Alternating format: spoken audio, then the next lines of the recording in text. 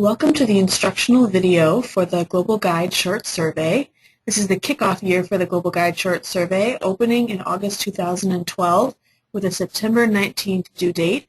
We are so excited to share this survey with you and hope that it answers all your questions, and if not, lets you know what you can do as next steps to get them answered. So first of all, what is it? The Global Guide Short Survey is actually an expansion of global corporate philanthropy measurement. It's based on an internationally relevant definition. It follows a deep investment by many to produce this standard, the Global Guide, which is published and available on corporatephilanthropy.org/global. It's short and focused, just 6 questions long. For any company that has worked with CECP in the past, it's different than our current corporate giving standard survey because it's short. It's based on the Global Guide criteria, where the CGS survey currently asks for giving to 501c3 organizations only, or their international equivalent. And just as a reminder, the CGS survey will be happening this January through April as usual. Let's take a quick scan of the questions before we dive in.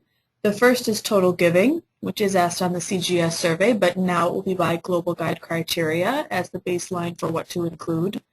Question 2 is a breakdown of that number by type. Excluded groups, this is a new question that's not on the current CCP survey. The fourth is rating of centralization of global programming management, also not on the CGS survey. Question 5 and 6 are geography questions, which are different than how we currently gather geography information on our survey, one at the highest level and then one on a country or regional breakdown level. The survey is tailored for corporations headquartered around the world from the Forbes Fortune Global 2000. That is who you will be in company with if you do participate in our Global Guide survey. The next question is, why should your company participate in the survey? The first is that you're working with CECP, who has a 10-year track record of exceptional standards and measurement work. Most recently, our survey exceeded over 200 companies, and it's been growing, as you can see, since it first began over 10 years ago. And these are the largest companies in the United States, and with a growing international presence. And our current database includes over $100 billion in corporate giving data. So we have a strong foundation to build upon.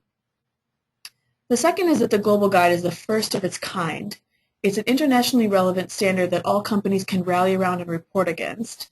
This is a really important consistency that we're bringing to standards and measurement in corporate philanthropy, because you can now access global data and use metrics and comparison for benchmarking with other companies that have this consistency and common foundation.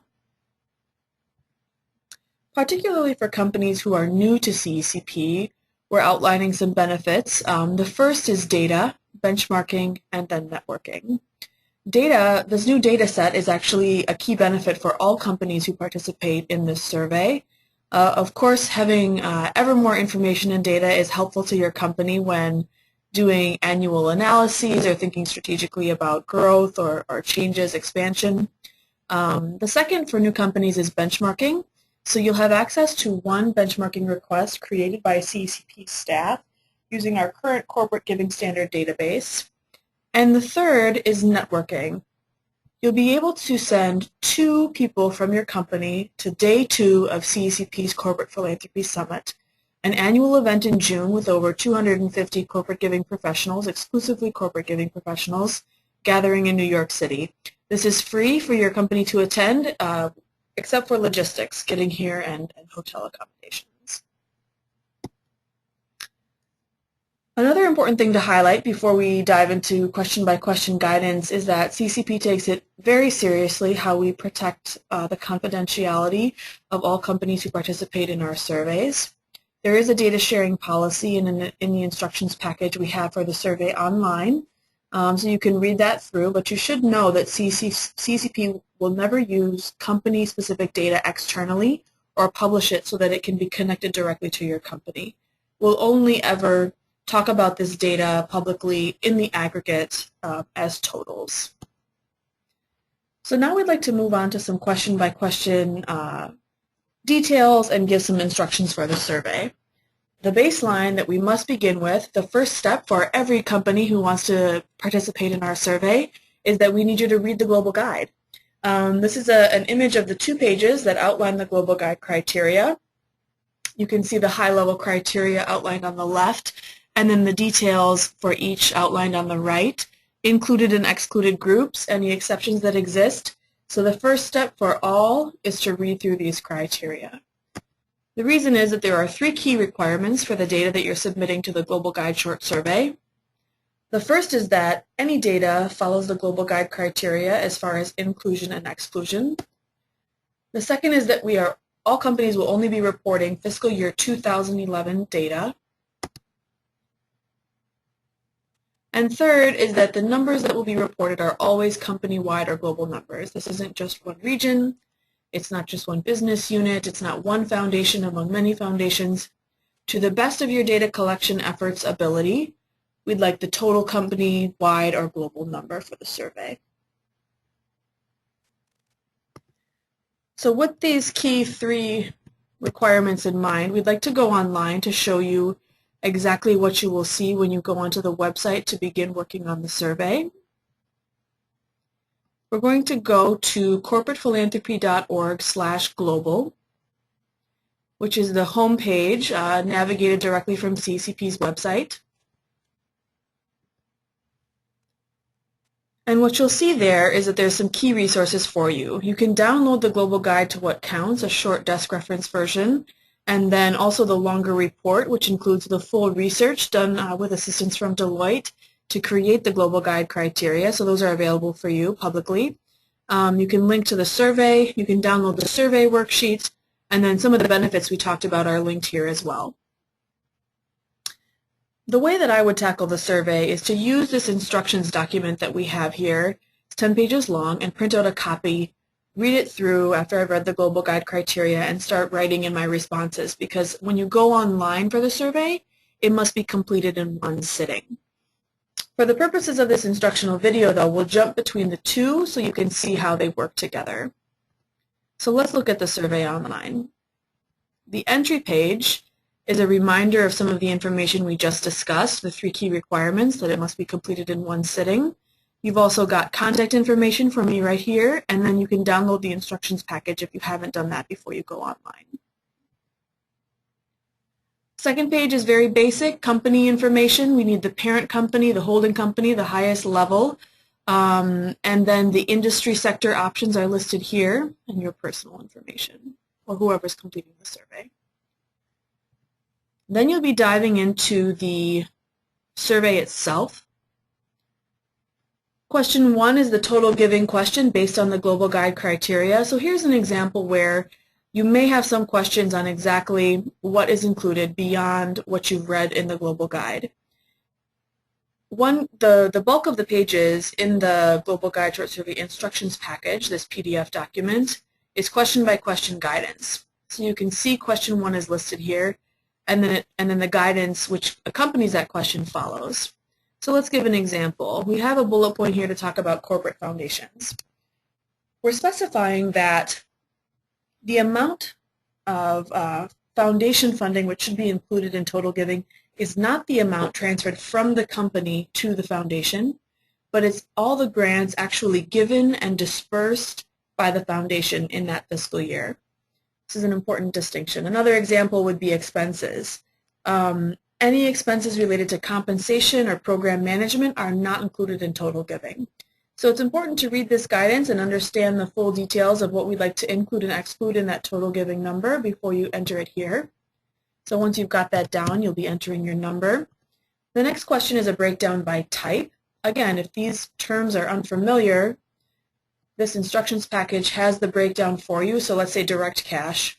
That's anything from corporate headquarters, subsidiaries, regional offices, cash donations that came from offices outside of the foundation. So we want to break down that total giving number so that they remain equal to what you told us for total giving. And then we'll move on to question 3. Again, if you have any questions about what these subcategories are asking for, you can always look in the instructions package. But what we're looking for here is after you read the global guide criteria, you'll see that certain groups are excluded. Or for example, religious institutions, some contributions are included and some are not.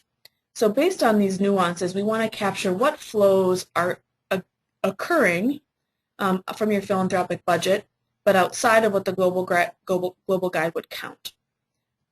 A key example of that is that we've heard from many companies that they are giving to government institutions outside of schools. It could be a municipal government, it could be a disaster relief contribution.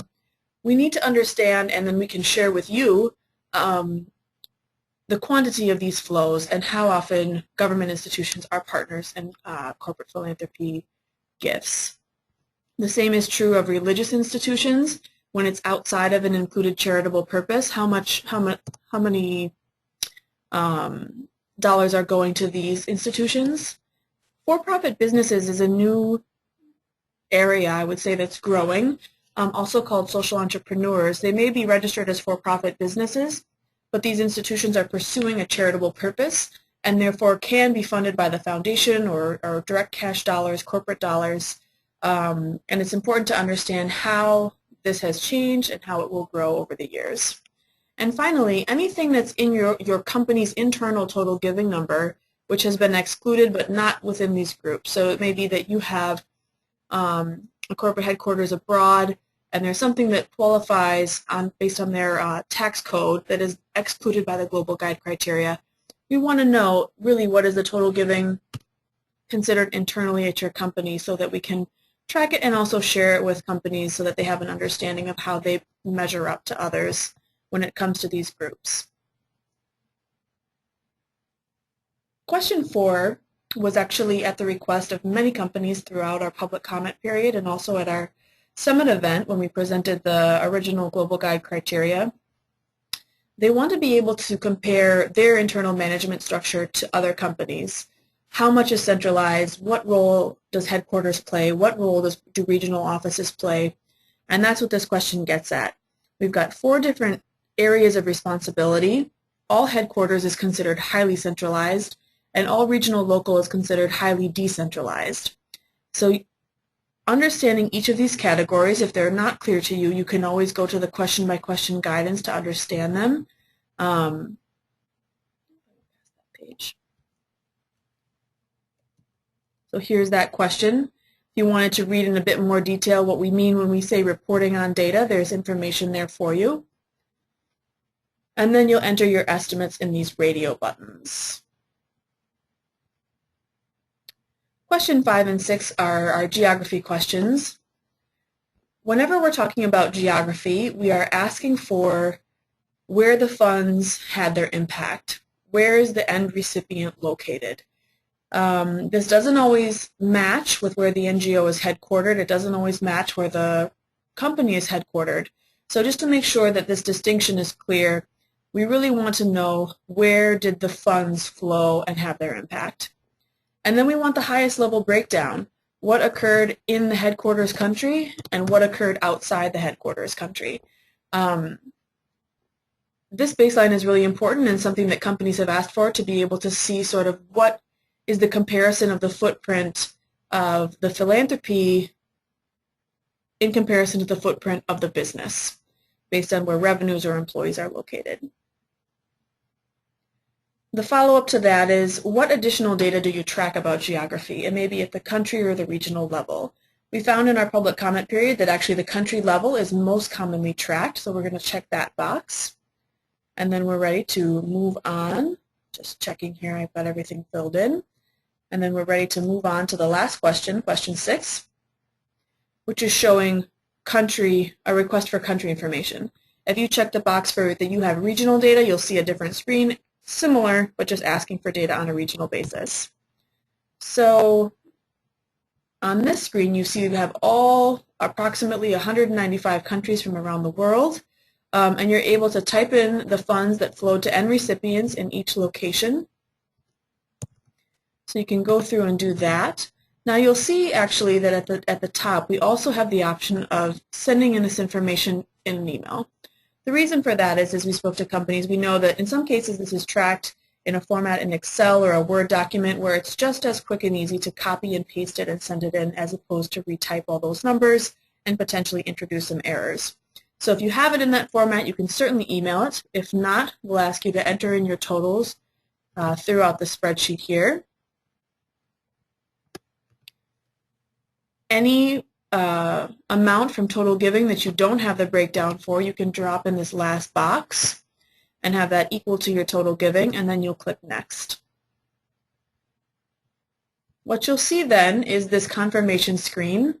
That's letting you know that we have received your survey data. You can count on the fact that it's now in our system, and we will reach out to you with a phone call for a quick follow-up and ask you a couple of opinion questions based on your experience of the survey and what additional data would be most useful for you as we want to make the survey. The purpose of it is just for benchmarking and providing data that is useful to each company who's involved. So you can be sure that we'll confirm with you that we've actually received your survey. And when it really comes down to it, the purpose behind any effort related to benchmarking, metrics, measurement, is to allow your company to better analyze, assess, compare, and then ultimately improve your programming based on what you find out. It allows your company then to make more strategic investments to address the global societal issues that your company has selected as your key causes that are most important to your business. And you can do this based on learning from the other companies participating in this effort and rallying around one global standard. And of course, we believe so strongly that any effort to improve the measurement of your international programs can have a transformative effect on what you do.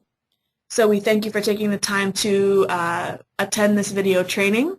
We're open to any and all questions. Contact us at any time. We're here to help, and we look forward to your responses.